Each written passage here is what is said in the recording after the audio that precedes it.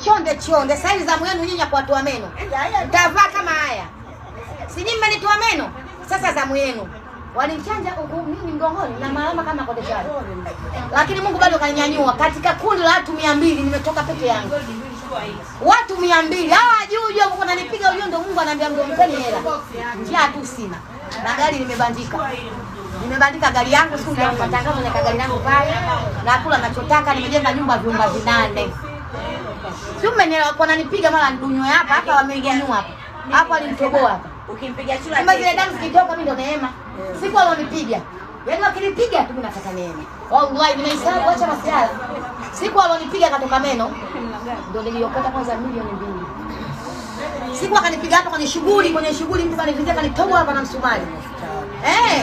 Siku ya ananiita Nandi siku ya pili. Nandi huyu na namba zake ninazo. Nakuja kuchanjwa nyembe na maliza. Ndio kina Gideon anakuja nyumbani na Masha hadi sasa hivi niko Small Planet nachukua 300 kila Jumapili.